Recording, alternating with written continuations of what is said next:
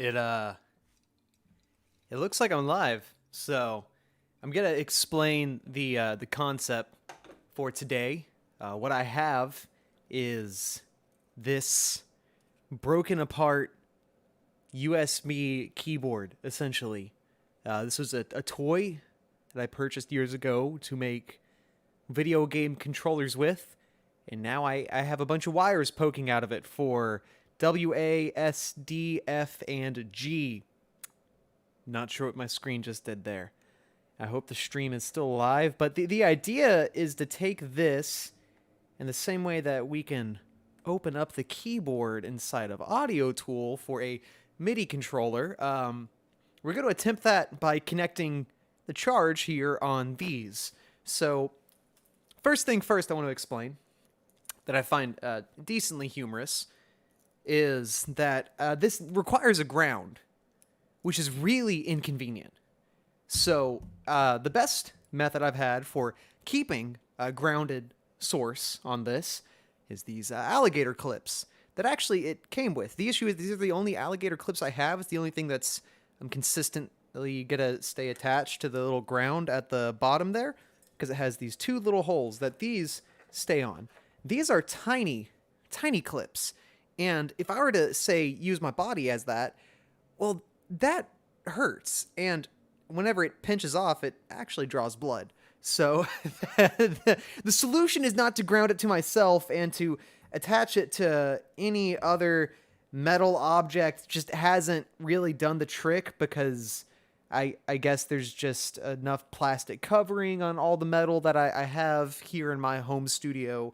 So what I've found to be my solution is to take a key ring. In this case, I have my old iLock for when I use Pro Tools. And I've attached it to this because that's metal. And then, theoretically, if I were to, say, out of view of the camera, tuck this into my waistband so that it was always making skin contact, I am a good enough ground source to complete the charge. So we're going to see if the light comes on here for me touching one of these cables. All right.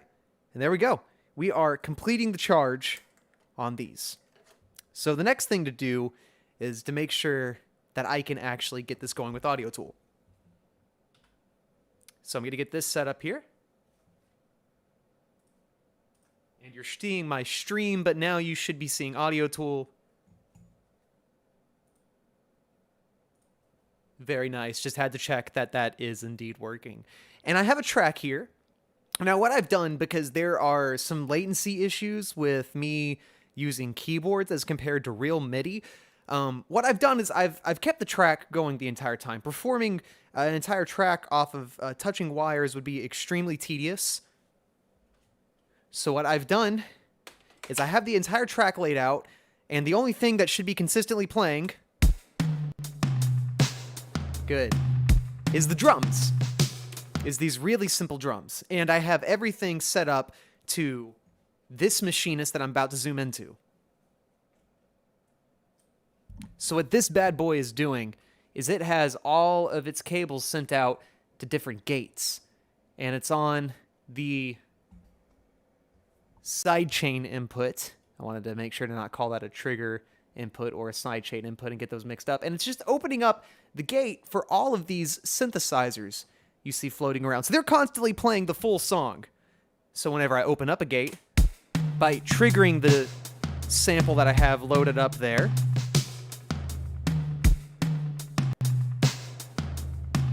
it should open up those gates. But I believe I need to tell Audio Tool first that I want to control that machine. So let me do that here.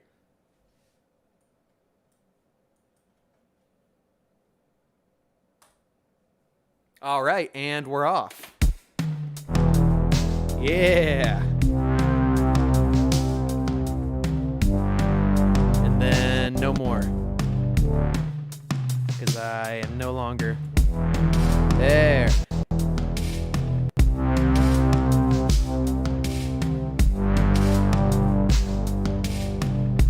Now, I have to go a little bit early on this just because of the latency, so it doesn't feel like a full performance yet as I hit the space bar and complete that charge.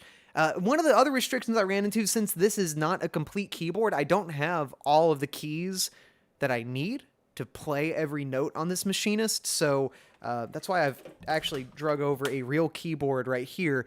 The one note that I needed was going to be this C, so that's going to be played over here. So the entire track altogether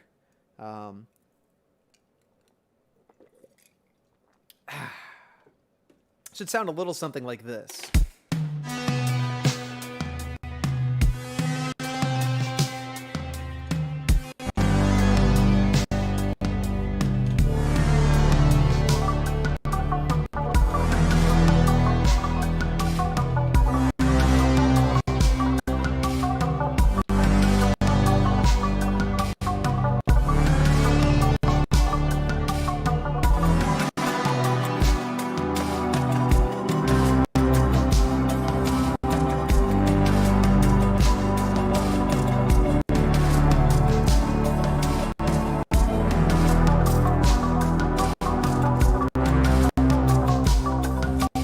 And you can see I'm kind of haphazardly triggering these over and over again because the trigger doesn't just stay there. When I'm opening up the gates, I have to constantly be sending signal to it to open it back up.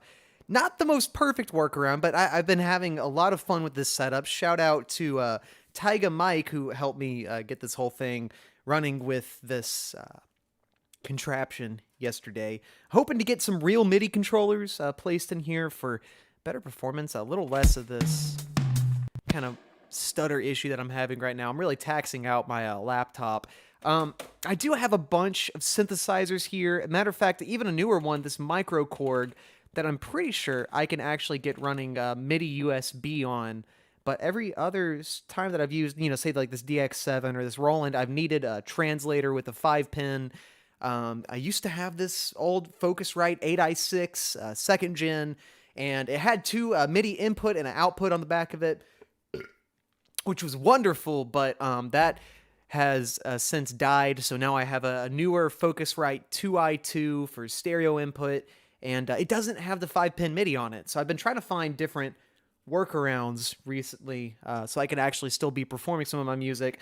A lot of it has been done through my little wireless keyboard, but it just doesn't feel the same to perform it the same way that I perform my full-time job.